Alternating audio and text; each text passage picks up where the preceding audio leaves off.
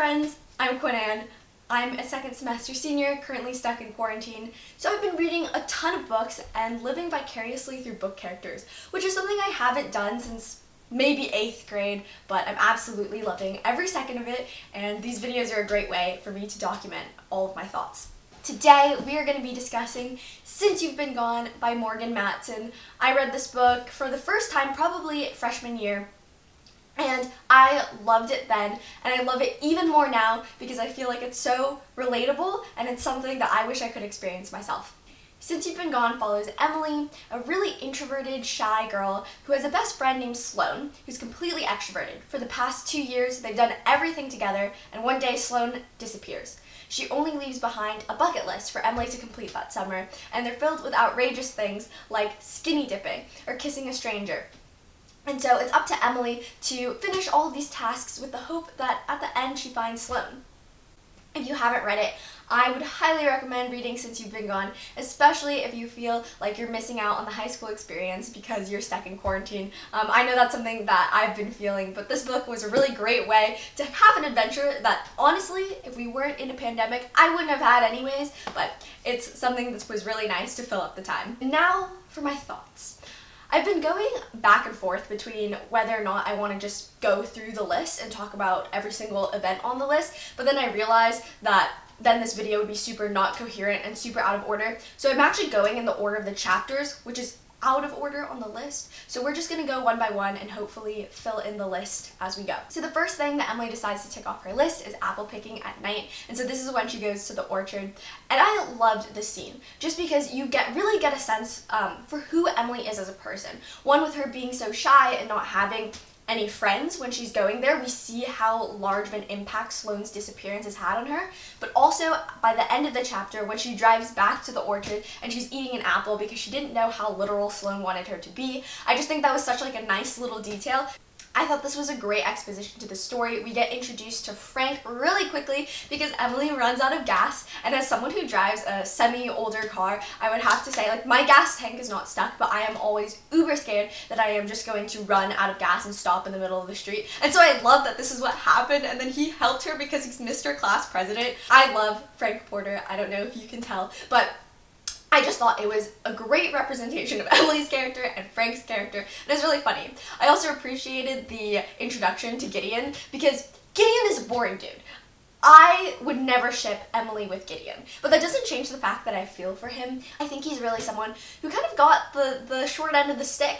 Even though he might not be the perfect person for Emily, he definitely thought she was for him, and that's something that we see throughout the novel. I felt for Gideon. He's not Frank Porter, but I still felt bad for Gideon. So the next thing on the list is 55 South Street, Ask Ramona. This chapter didn't really leave a huge impression on me, but the only thing is I did notice it was a little bit sad that Sloane had filled out an application herself. And so we get the idea that whatever Sloane had been doing, she didn't intentionally want to leave. And I think that was something that was really important for Emily to have, because if it had just been a job for Emily, I imagine that she would be really sad, thinking that Sloane completely left her behind with no intentions of being in this summer together. So that was about it. That was for that chapter.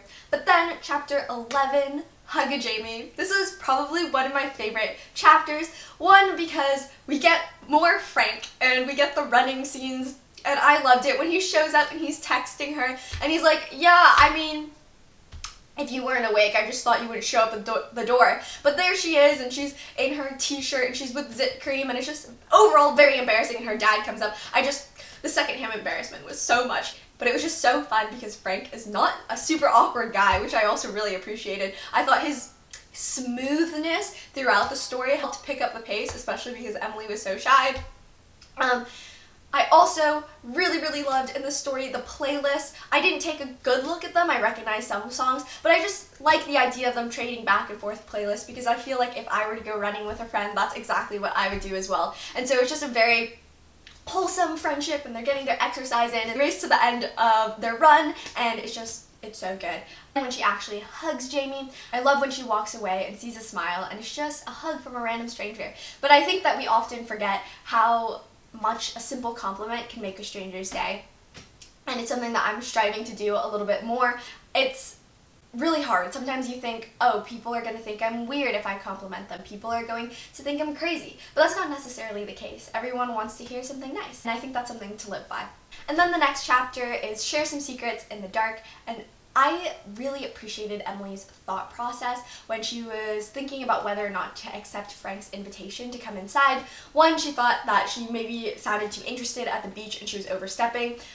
Emily's an overthinker, and I relate to that so hard, especially because this is a contemporary novel, and so it's set in a very modern context, and it's not hard to put yourself in her position. So that monologue was super relatable. But then also the part where she talked about knowing what it's like to come home to people who don't care about you or people who aren't fully there. We see that throughout this novel a lot with her parents, who are very, very caring, and she's very grateful for, but just during this novel, they're currently writing their play, and so they're not 100% there with her or caring with what she's doing. So that was a really, really nice scene where she just connects with Frank on that very emotional level, and then they stay up all night walking along the beach talking, and Frank Porter, even though he's not aware of what he's doing yet, we know what he's doing. I know I said that the Hugga Jamie chapter might have been one of my favorites because of the running scenes, but I would have to contest that maybe with the Kiss a Stranger scene. When Collins brings out this random dude in Frank's house, and he's like, all right, here we go, we're gonna check one more thing off your list. That is so bold. One, we know that Frank told Collins about the list. This shows that Collins and Emily are somewhat friends. We see Frank get really flustered, not so much jealous, just flustered. And then Emily's like, fine. And so they go into the pantry and they're making out, and then they come out and he's like, can I have your number? And she's like, no, I'm not that into it. It was like Emily breaking out of her shell, and I just thought it was really funny, Frank's reaction, and so I really enjoyed that chapter as well. The next thing that she checked off was Sleep Under the Stars, and this was a moment that I just thought was so cute because it was with Beckett. And I love that Frank offered something. I love that she was having a great time with Frank, and I love that she turned Frank down because she had this idea with Beckett, and then when Beckett asked, and he's camping under the stars, what's gonna happen when Sloane comes back?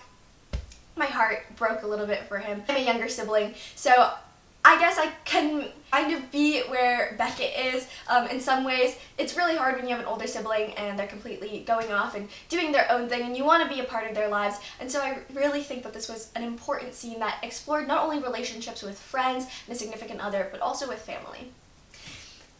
Okay. Then we get Emily using her fake ID as Penelope. She gets all dressed up and she goes to Mackenzie's, the bar. I loved this scene. One, I'm pretty sure we get a cameo from another Morgan Matson book, but I have not read that book, so I do not know yet. But also, I love it because she takes a picture of the band who she recognizes from Frank's playlist, and then she texts Frank, and they have dinner. I love the line where it's like his eyebrows flew up when he saw her. I was like, Frank, I don't know if you know it yet, but I think you're starting to catch some feelings. It's really just a moment that demonstrated that Emily had found a friend in Frank. She used to call Sloane all of the time, and toward the beginning of the novel we get a lot of references. I was about to text Sloane, I was about to call Sloane, but I couldn't. And then suddenly the first person that she thinks about texting is Frank, and it's almost like Sloane not has disappeared, but it's as if Emily is moving on. The list still grounds her to Sloane, and so I appreciated that duality where it's, you can make new friendships, but you don't have to leave behind old friendships as well. As someone going off to college next year, that was a really important message for me to hear and for me to remember. So then after Penelope, she decides to accomplish breaking something. Dawn comes in, gives her the sunglasses from the other dude, but the really star of the show here is Gideon in this chapter. It's Frank's birthday, they're back at the orchard. Emily clearly has grown since that first chapter. She walks straight up to Gideon and talks to him, and then Benji shows up and just puts an arm around her shoulder, and it's so awkward. And Gideon, he stands up, he's tall, he's looking down at Benji, and all of that, Gideon sizing Benji up, and all that. Then Frank comes in, and Emily's like, it's a sigh of relief. And we see it from Gideon's point of view. He looks at Frank and Emily, and he just knows. It's not even that Benji's there, it's not even that Benji's arm is around her shoulder, it's just Frank is there, and she's immediately happy. So we celebrate Frank's birthday, and then Emily gets all tipsy and she's sitting on her car and Frank's about to drive her home, and she has this heart-to-heart with Gideon. And this scene is one of the many reasons that I empathize really strongly with Gideon. He talks about her and Sloane leaving people behind, and she pushes up his arm sleeve and she finds the tattoo that he has been redrawing ever since she gave it to him. And he walks away. If Gideon... I really do think that they could have had a heart-to-heart, but I also really think that this is an accurate representation of high school. I do not have any experiences that I can draw upon. I do not have any similar experiences that I can draw upon. But I also know that, you know, when you're kind of a thing with someone and things don't work out, tends to be that you don't stay friends. And as much as I would have loved that happy ending, I think that Gideon just walking away gave it a very realistic sense. And then we get Frank driving Emily home. She gives him his present and he absolutely loves it. And then we're reminded to the time that he said that Lisa, his girlfriend, thought that Curtis Anderson was juvenile, and then look at what Emily does, gets him a Curtis Anderson thing. So I wonder where this is going. The Ride a Horse chapter will say that she checked it off the list, but it was not too memorable. The chapter where she danced until dawn and she crashed the wedding. Dawn's a caterer, she sneaks in and she's looking around looking for Dawn, and then she sees Frank there and he walks up. And Frank is so smooth. It's his cousin's wedding. They're dancing together. He says some very nice things to her, and it's just Frank Porter. It's just so smooth. And he didn't tell her, and he's like, the look on your face was so worth it. And the look on my face, I'm sure it was pure shock. Really enjoyed that. They go skinny dipping, but it's all of them, their friends. Colin steals their clothes. It's just the perfect summer. You feel the summer energy. Then things start to go downhill a little bit. You have the backless dress. She goes in, she tries it on. The lady doesn't notice her. I appreciate the small flashbacks to the Emily that once was. The one who didn't really speak too often, just always followed Sloane, because then you can really see her character arc with these new friends and who she is now. She steals the disposable camera, and she has a heart-to-heart with Collins. And this was maybe one of my favorite conversations in this book. I really enjoyed their friendship. Collins, when he actually tells her, what do you think is going to happen next year? What do you think when Lisa comes back? They're very, very, very valid comments. A lot of times in contemporary novels, we get caught up in all of the romance and all the grand gestures, and we don't pause for a second to think about the real world, what would happen in this scenario. And Collins really brought it back to that, and it's what made me like this book so much, realism.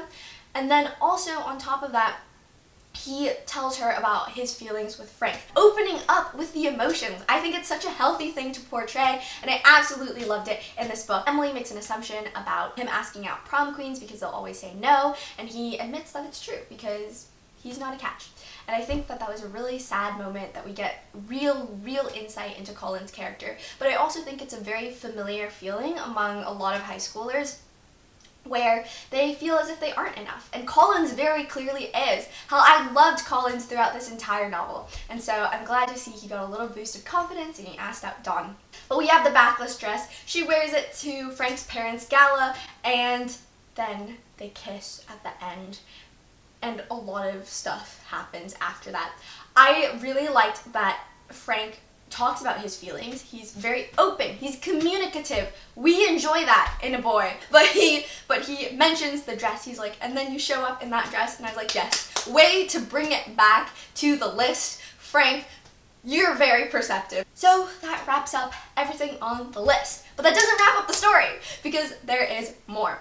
Frank goes to Princeton to be with Lisa, or so Emily thinks, and he comes back. He's so happy, about to communicate again, and Emily runs away. This scene kind of bothered me. It was definitely necessary in the story, and I loved it, but it bothered me just because I think you should stick around to hear what people have to say. In my experience, that tends to lead to a lot of better results rather than just running away, hiding from your issues. And we get Frank driving down to South Carolina, and it's a really cold drive, and Frank's driving. He says nothing until he tells her that he broke up with Lisa and how she never gave him a chance. Yes, for communication. Say what's on your mind. They never get to finish out the conversation because they have to take an exit, they have to turn different ways, and I just thought this was really funny because I am also someone who is very bad at multitasking when I'm driving, so I just drive. So we get Sloane, and then they have this heart-to-heart with Sloane, which is all we've ever wanted. We learn about Sloane, and we learn about how she left because her parents are broke, and she didn't want to tell Emily that, and Emily was the best friend that she's had forever. And we get this really, really nice conversation between the two of them that's very open, that is very not showy, which is kind of what their friendship was like before. Yes, they were very in tune with one another. I have a best friend that I absolutely adore like that, but I do believe that these long heart-to-heart conversations are super important in a friendship, and they had that, and they shared all of their secrets. Emily shares about Frank. They wave goodbye with a new list, with a new way to stay in contact, and then the story ends when Frank drives off the side of the road to one of Sloane's favorite spots, and he and Emily finally get together, and it's a happily ever after. So in that sense, maybe not super realistic because happily ever afters don't come too frequently in high school. But overall, I absolutely love this novel and everything that came with it. It was very relatable, especially if you haven't been in a real high school for a really long time. I've just been in this bedroom taking Zoom classes. So it was a wonderful way to think about the way to spend a summer. If COVID vaccinations come out soon enough, I will definitely be accomplishing my own bucket list. That about wraps up all of my thoughts on Since You've Been Gone. I would love to hear your thoughts, so please leave a comment, DM me, shout into the void. I will try my best to respond. And if there's one thing to take away from this novel, I would definitely say, don't be afraid to live your life. Go out there, go after what you want. Everything else will work itself out. Bye. Thank you for watching.